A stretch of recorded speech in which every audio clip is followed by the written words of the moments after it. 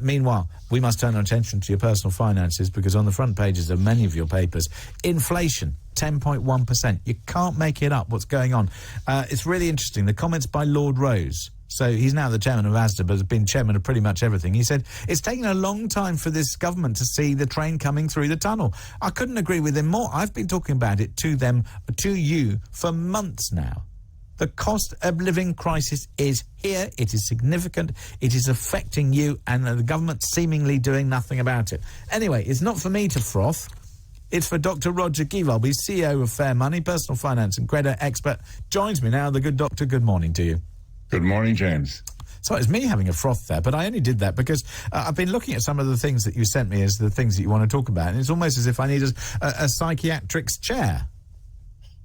Well, first of all, I really appreciate what you said a few minutes ago before the break. You said next after this we'll have the great, the wonderful Dr. Roger Gewolb. Well, you've made my day. You've made my day, because I've been getting a few calls, actually, if you can believe it, from people who say, you keep complaining about the same things over and over. You know, you're absolutely right, but it's not going to change anything, so why bother?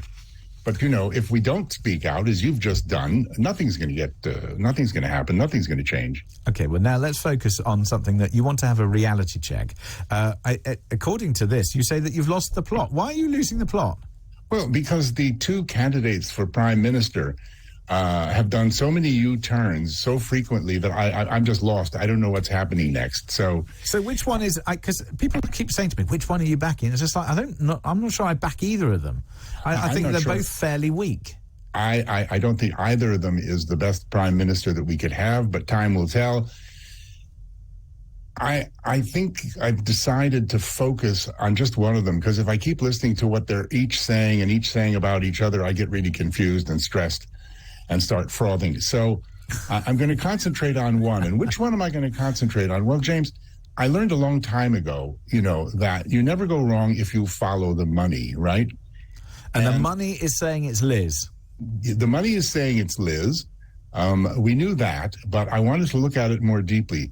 The house always wins, as they say in Las Vegas. So bookmakers are almost always right, or they wouldn't still be in business, right? So I looked at the composite bookmakers odds, and I was actually quite shocked to find that it's not that Rishi was trailing, but Liz is at 12-1, and Rishi is at 1-12. And I'm looking at the screen right now at this very moment to be the next prime minister. Those are the odds. Now, what that means in simple English, of course, is that if you bet £12 that Liz is going to be our next PM, then they pay you your 12 back plus £1. You get 13 quid. So what's the point in that? Unless, of course, you decide, right, okay, I'm all in and I just want to make a few quid and I don't mind not making very much. Yeah, it's a sure thing. Bet £12 at the window, you get £13 back.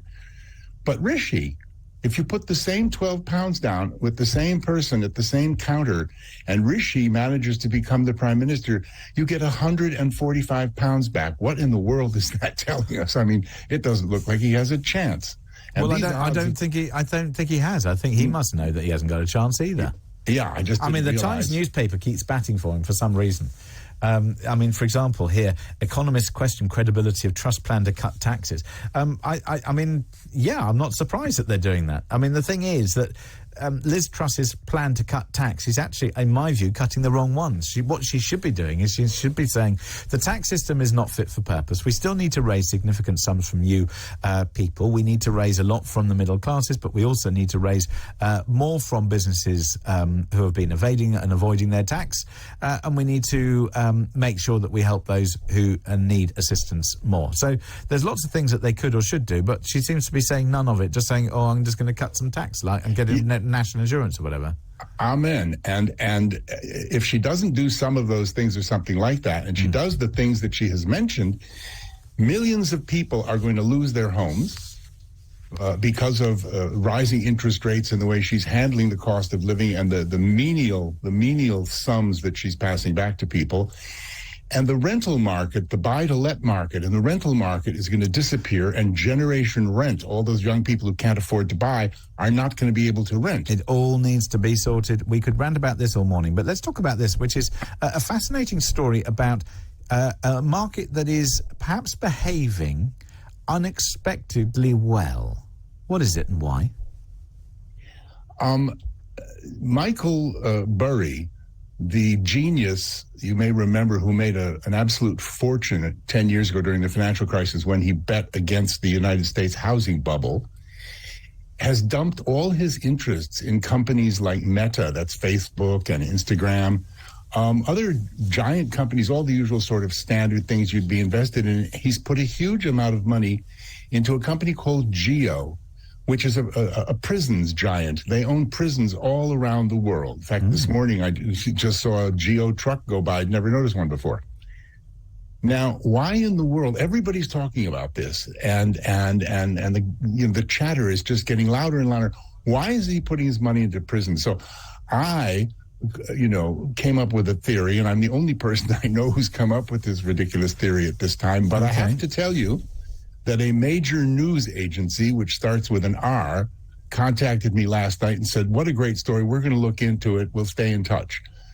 The story is that I think that this guy is a possibly long-range reality thinker, future sage, if you will, and he sees tremendous social unrest. No, you see, that's miserable social unrest. Now, maybe that could be driven by another thing that I know that you wanted to have a quick chat about, which is counterintuitive behaviour, or what you describe as rational indulgence. Yes, it could be as well. The rational indulgence refers to a term from the retailers of Swiss watches. And the head of our largest Swiss luxury watch company, Watches of Switzerland, has talked about the fact that sales of Rolexes and other watches like that have gone up by almost a third in the last 3 months. Why in the world would objects that nobody really has to have rise in sales? And that company, our biggest retailer with over £1 billion of turnover, they're a hedge against inflation, Roger. That's why. Yes, that's why. That's what he said. He said he love a watch. Love a watch. I was speaking to my friend the other day. We went out for lunch, chatting about, because he loves watches and collects them and da-da-da. And I said, why do you have something? He said, well, look, they go up every year in price. They're a specialist item. And he said they're a hedge against inflation. And he said, I enjoy them. So it's a rational judgment. Look at that. Lovely. Right. James Max, and the head of Watches of Switzerland, said, take the money out of the bank and put it on your wrist. Same thing. Same thing. Dr. Roger Giebold, thank you so much for joining us once again this morning here on Talk TV. He's CEO of Fair Money, personal finance and credit expert. Next, we'll turn our attention to the